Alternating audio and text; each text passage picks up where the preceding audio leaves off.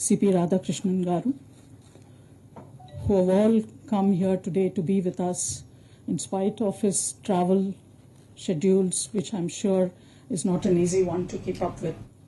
We were very also honored and humbled last Saturday that Dr. Krishna and I were invited by the Honorable Vice President and the Second Lady for lunch at their residence in New Delhi.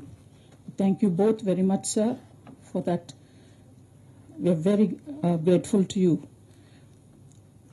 Another small thing that I would like to mention here is that Dr. Krishna Ella and I both received the honorary doctorates from both of them just last month in Chandigarh at Punjab University, because the Honorable Vice President of India serves as the Chancellor of the Punjab University. It's a great honor that we have this going with his high office, and we're very honored to have them here today. We welcome you, sir, wholeheartedly. We will play the national anthem now. Are we playing the national anthem now? Okay. I request all of you to please raise for the national anthem.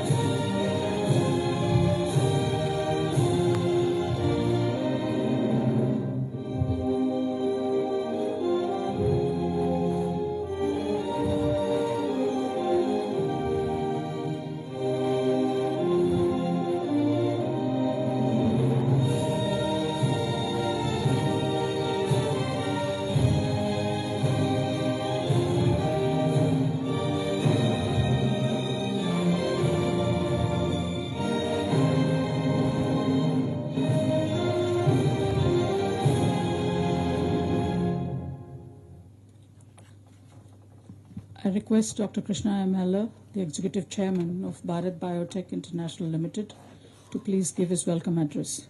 Dr. Heller.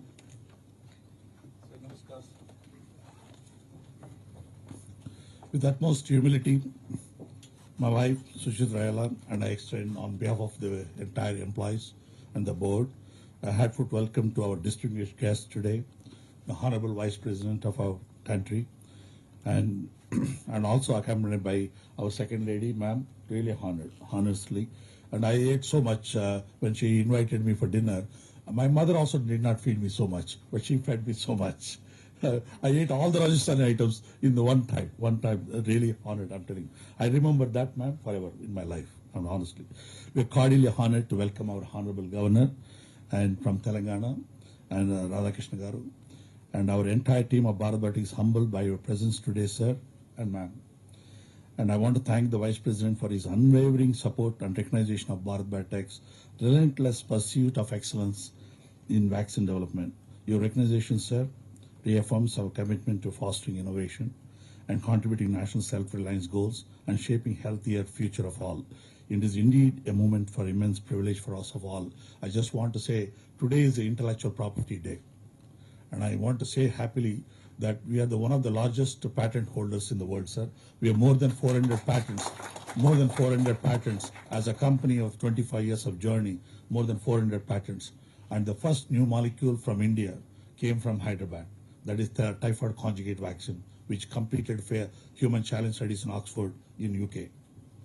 And the first vaccine which we discovered as also Zika, before even Brazil incident, before even US came to know what is Zika spelling, we were the first one in the world to find out the Zika vaccine.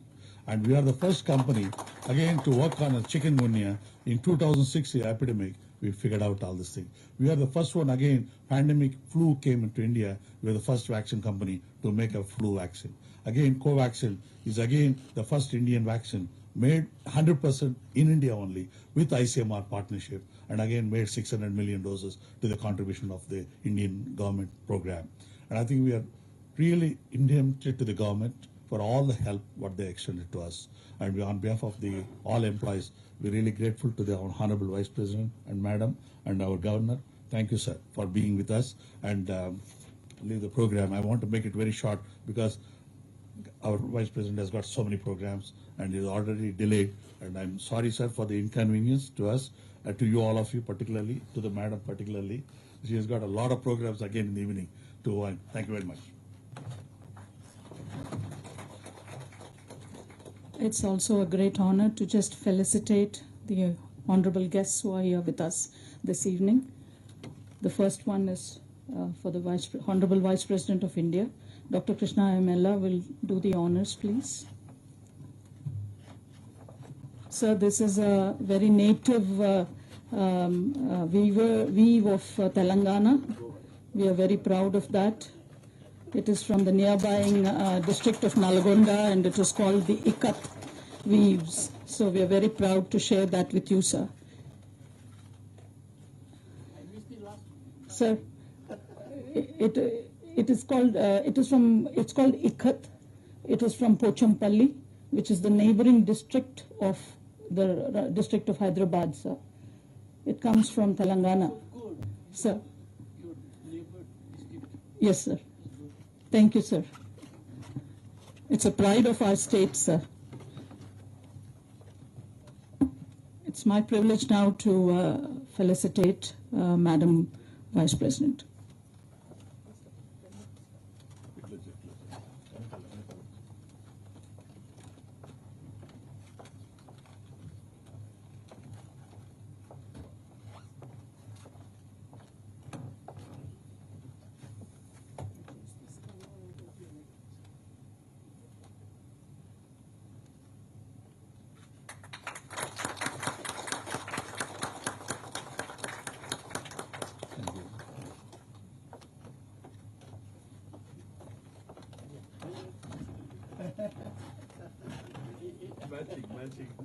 I request our Executive Director, Dr. Krishna Mohan,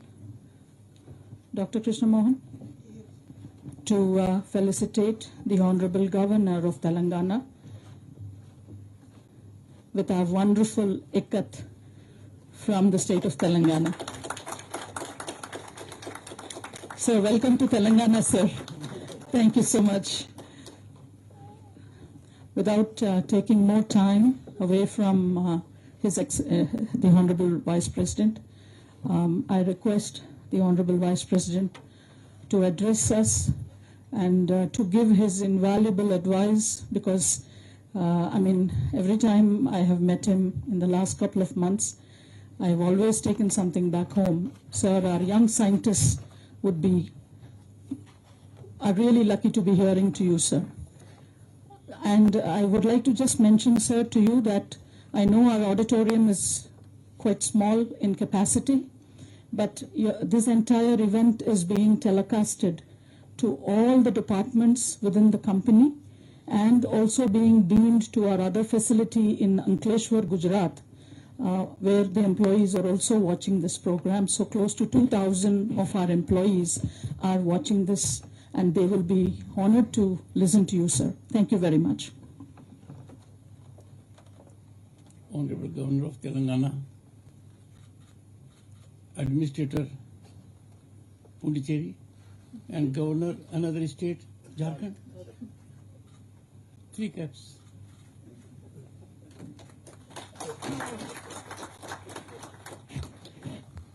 A man with rich experience of having been a parliamentarian for 2 terms and now holding this constitutional position. This constitutional position of the governor is no longer ornamental,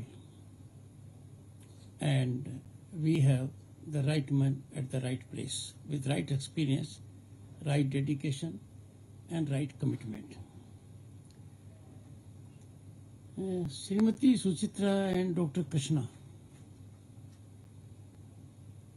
their bondage goes beyond matrimony.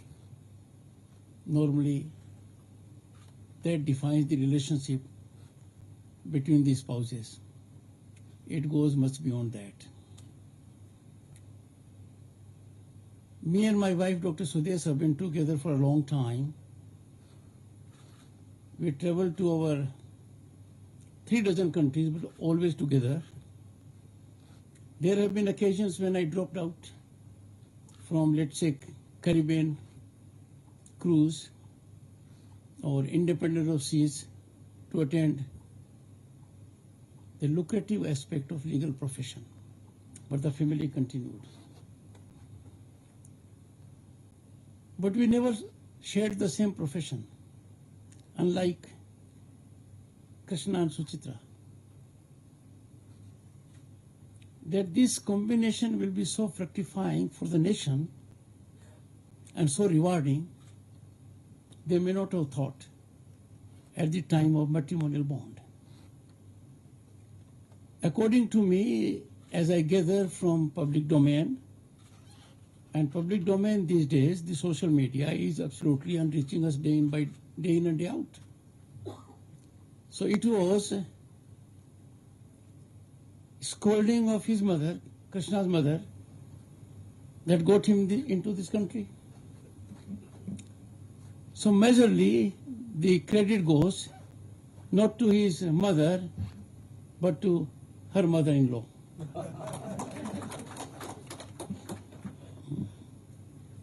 I noticed them for the first time when honoris causa I was signing.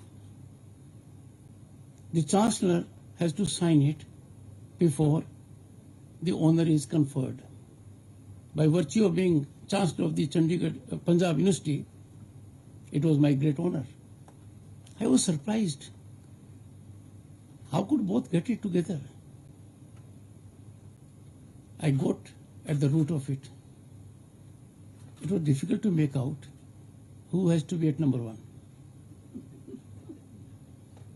It could be a good situation to draw lots. But then came another challenge, a constitutional challenge. Padma Awards of late have got very high credibility.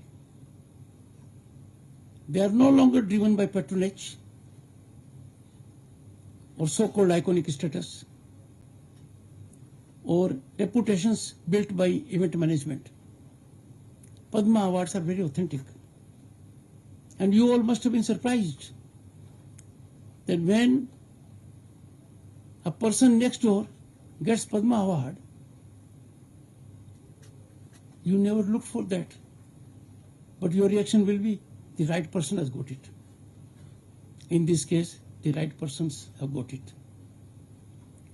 So I was there. We interacted with the couple little more extensively when we invited them and others who had got honoris causa from Punjab University for lunch. Very simple, very modest, not driven by commerce, not driven by the balance sheet results. Their balance sheet must respect and reveal societal aspect. But thanks to pandemic COVID, and pandemic COVID has taught us many good lessons. One is the world has come to know about you people more closely. You have been majorly instrumental in taking care of 1.3 billion people, making us proud all the way. But what is more significant of their contribution is that this country, while handling its own problem, handheld 100 other countries. Co-vaccine method. We gave COVID vaccine free to about 100 countries. Now I come to the real point. How this has been brought about. Research, development, innovation. Research and development are the spinal strength of any economy. They are the spinal strength of any nation. Execution is never a problem. Execution can take place by mediocrity. but developing up, let's say, particular medicine, being innovative about it, that's the greatest help you can contribute to the humanity at large. This company stands out. And this company stands out not because of two of them. It stands out because of the people before me also, and those who are in attendance in virtual mode, and those who may have served here and may have retired. Because it is the human capital that is precious. It is the human capital that alone is the ultimate repository of your wealth. I have come across many educational institutions, people who are big in infra, never had academic inclinations, have excellent institutions, but faculty is missing. That's the situation. Your esteemed institution has truly set a benchmark in innovation, research, service, and dedication. You are not driven by commerce interest. Of course, every mechanism has to be sustainable. If it is not sustainable, it wouldn't work. Then this company has been a pioneer. And a pioneer is one who faces headwind more severely than others.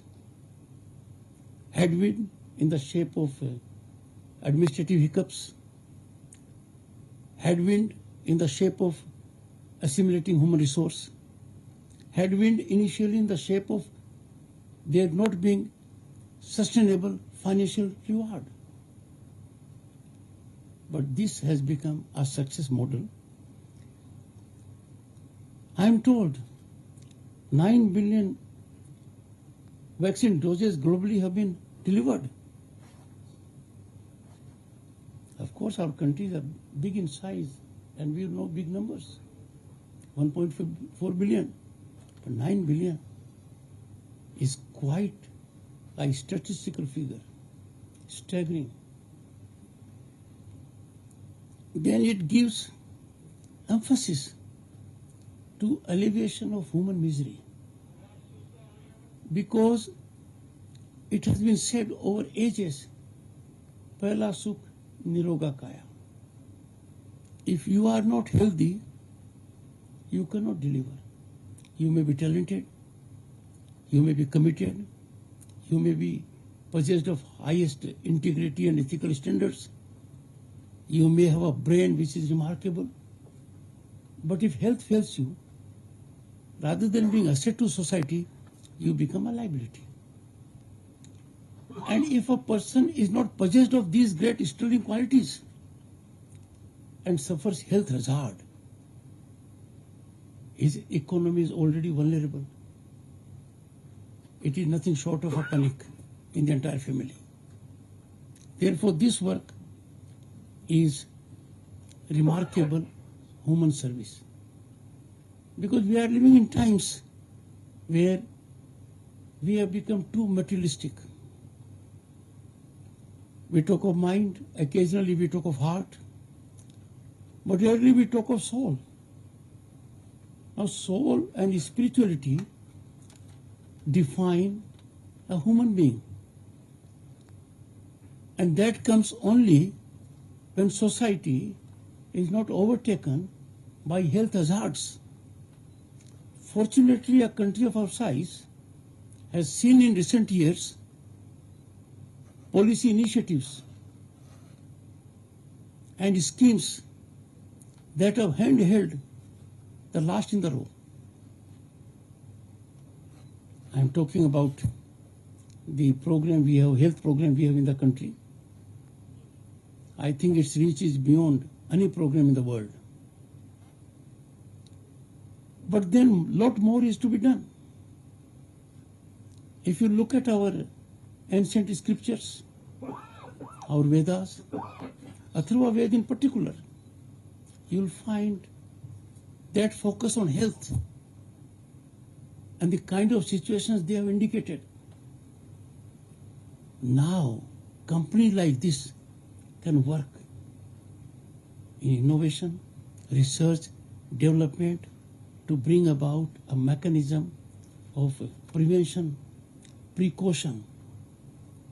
Let us not get alert when we have a mechanism where the button has to be pressed and the doctor has to be summoned.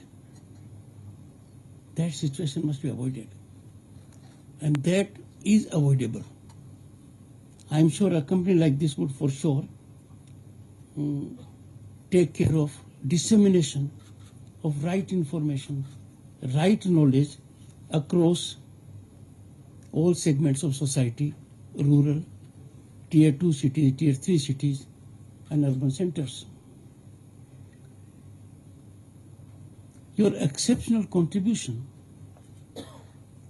made us proud for another reason, and that is India's unprecedented technological penetration, digital penetration. A decade ago, imagine what the scene was. And the scene was, we were counted as a nation, fragile 5, facing difficult situations, traversing difficult terrain. We have negotiated to slot number 5, ahead of Canada, ahead of UK, ahead of France. Matter of time will be ahead of Japan and Germany. But friends, and most of you will not be aware, when I was elected to Parliament in 1989 and had the good fortune to be a minister, the size of Indian economy, hold your breath, make sure of your seats, was less than that of cities Paris and London. Can you imagine? 91. Right now, our foreign exchange reserves are more than 600 billion. In 91, to sustain our fiscal credibility, we had to physically load our gold in a plane to be placed to 2 Swiss banks. What I'm telling you is we have come a long way. We are at a place which I never imagined in 91. Never dreamt of. Never thought our Bharat will be what it is today.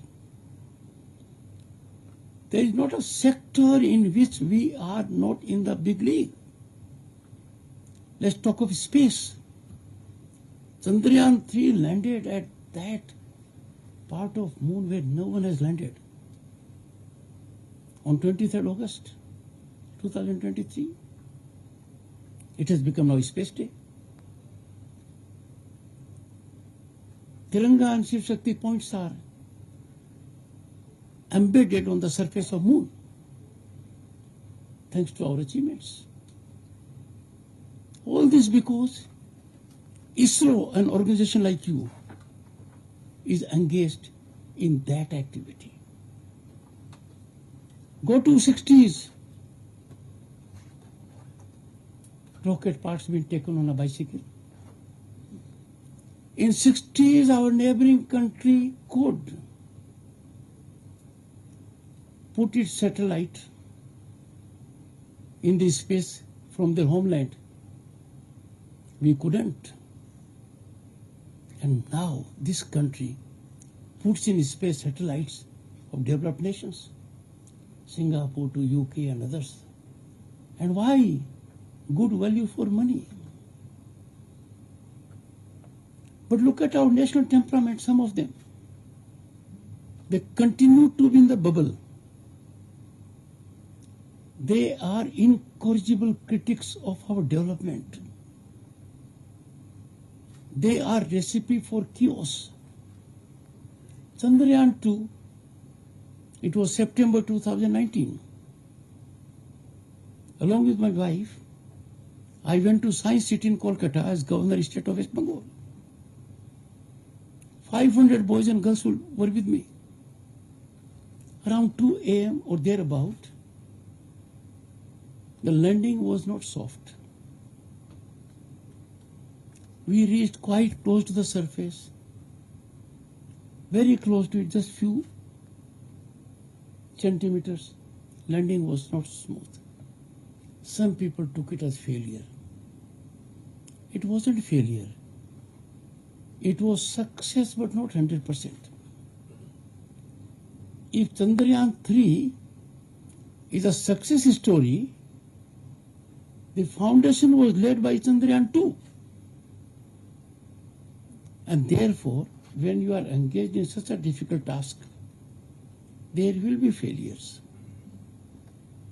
There will be fear of failure also.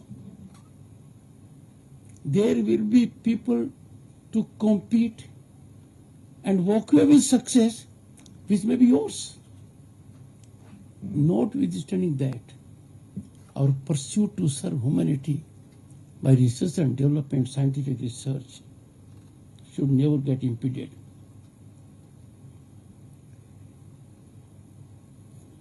Indigenous research is something on which we must focus.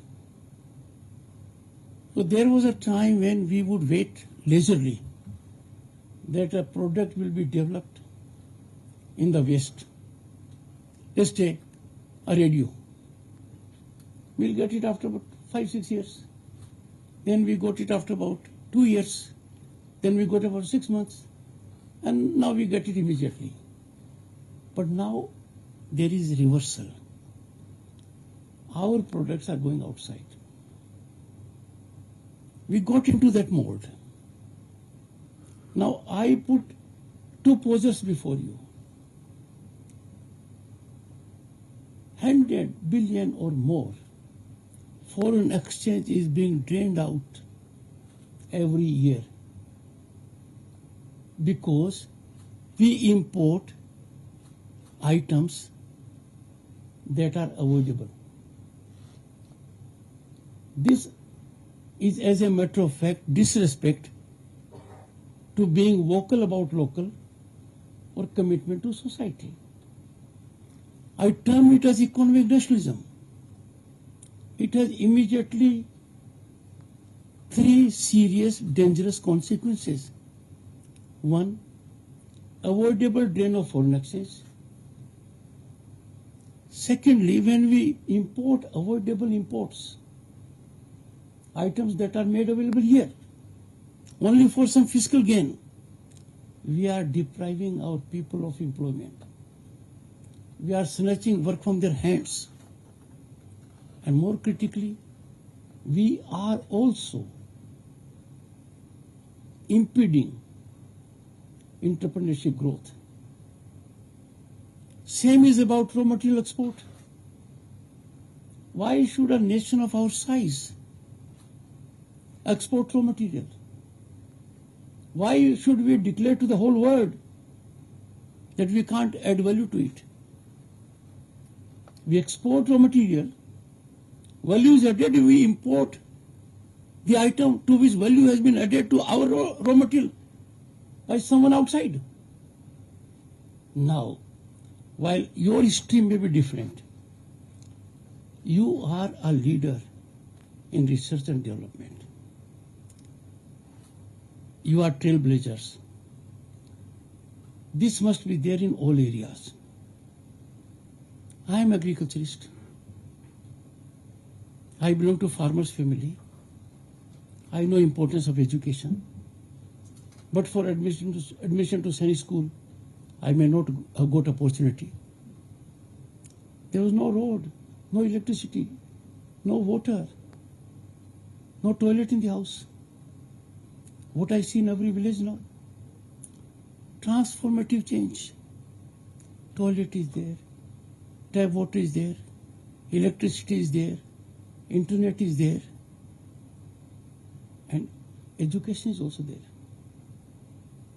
The world is stunned that per capita internet consumption of this great nation of 1.4 billion per capita is more than that of USA and China taken together. Our digital transactions are nearly 50% of global transactions, empirically. It could be 1 or 2%, less or more. In such a situation, how painful it is, because I am before people who have discerning minds, scientific temper, who have capacity to change Bharat and the world, not arithmetically but geometrically. Can we countenance anti-national narratives? Can we suffer an expert trying to capitalize on ignorance of others? He knows full well what I am saying is wrong. He knows India's economy will be rising more than 7.5%, which it did at the relevant time. He said it wouldn't go more than 5%. Now, by virtue of the position he held, ordinary people believed him. Those who are doubting our accomplishments have to experience it by getting out of that bubble. Commitment to nationalism is not optional. It's the only way out. We have to be proud Indians. We have to take pride in our historical accomplishments. I don't want to tell you what we have achieved. But just look, last few months, new building of Parliament in less than 30 months. Not just a building, made functional inside 100%. We had Bharat Mandapam, one of the 10 global convention centers, where we held G20. Yashobhumi, where we held P20. Look at our train mechanism. Look at our airports and railway stations. Look at our highways. Look at our digital penetration. Now, all this has to sustain by we Indians being different. We can no longer afford to look for technology outside. I'm happy to share with you that when it comes to disruptive technologies, you are aware of them. You are informed scientific minds. It is nothing less than a new industrial revolution. These technologies have entered our homes, our offices, our way of life. Artificial intelligence, Internet of Things, blockchain, machine learning and the kind. Now research has to channelize them. These technologies otherwise are like unregulated nuclear explosion. But if nuclear power is regulated, you get power. That is another challenge. So one Bharat Biotech is not enough. Hundreds are not enough. In a country of our size, the number has to multiply, and seriously. India is known as pharmacy of the world. Just imagine, the most populous country in the world is pharmacy of the world, means it has taken care of its own populace and then catering to others also. There is more to be done. Our radar has to focus on global issues. The world is finding it very difficult to deal with challenges which I call existential. They are challenges not for one country, not for one region, not for one kind of human race. These are challenges for the entire planet. Disease, health, food, climate change.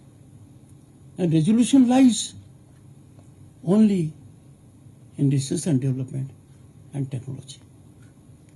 Friends, all over the world, academics have blossomed on account of corporates hand-holding them.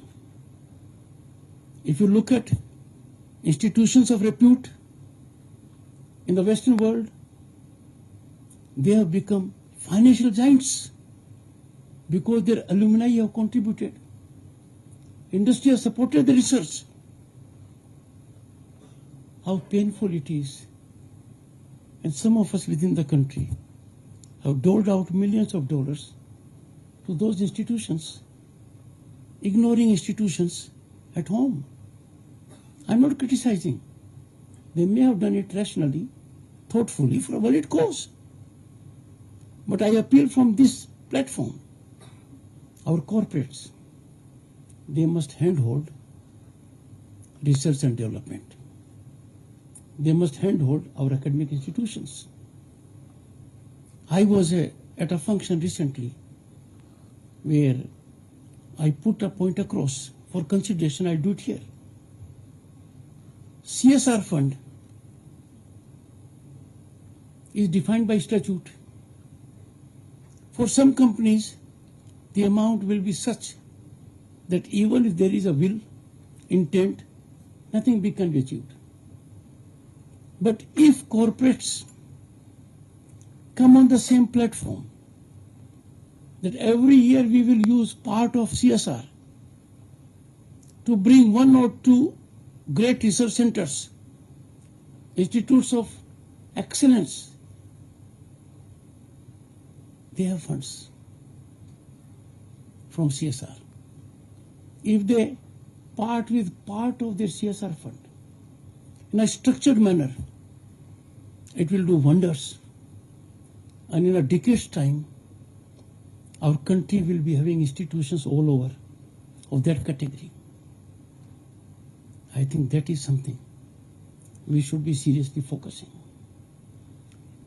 Another thing which the team here can take note of and act is we have greatest talent pool reserve in the shape of alumni of institutions, IITs, IIMs, great colleges, other institutions engaged in science, technology, forensic science. They have their alumni. The alumni are all over. The alumni come together, engage into an activity to help their institute in infrastructure or otherwise. But if they constitute a think tank for policy formation of this country, I can assure you it will do wonders, including in your own line. They both have seen both the words. They were there and came in late 90s only here. Well, I don't want to take more time, friends, but all I can say is future belongs to Bharat. And why so? Our present is proof of it.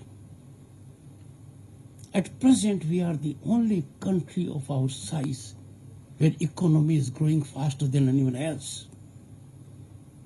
At the present juncture, we are the only country which is indicated by World Bank, IMF, World Economic Forum as a favorite destination of investment and opportunity.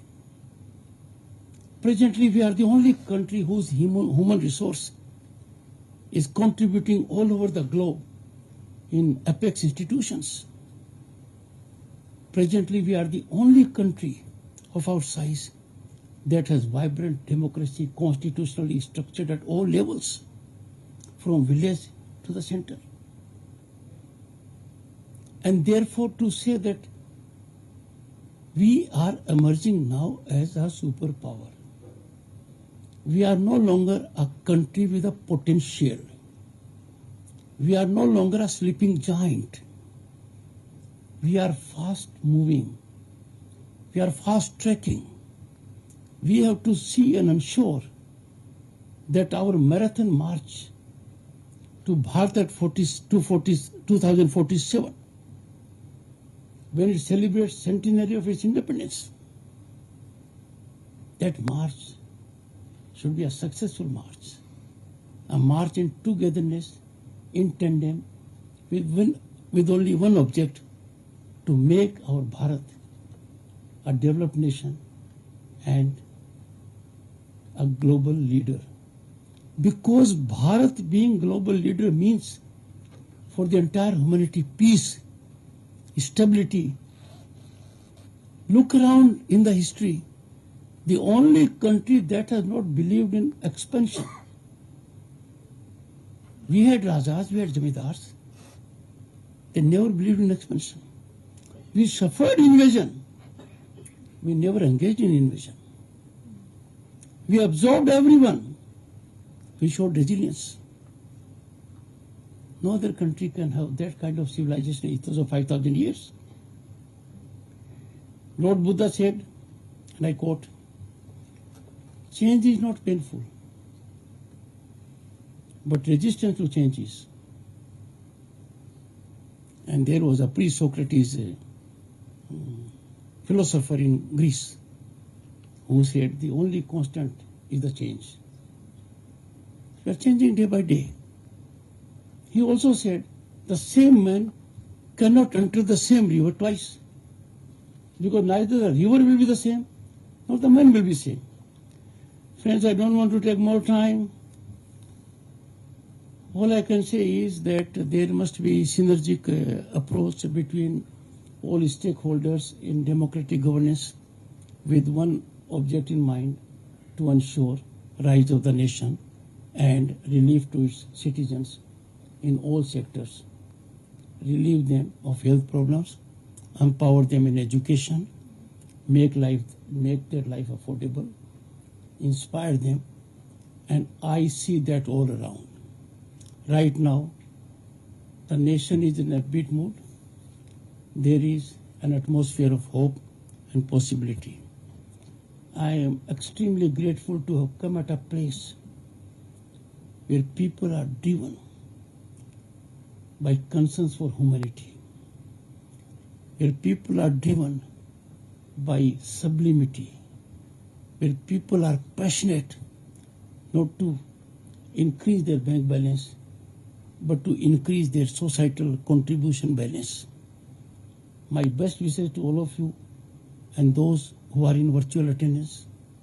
I wish you very best in your life, and I am sure you will, to conclude, worthy partners in marathon march for Viksit Bharat at 2047. Thank you so much.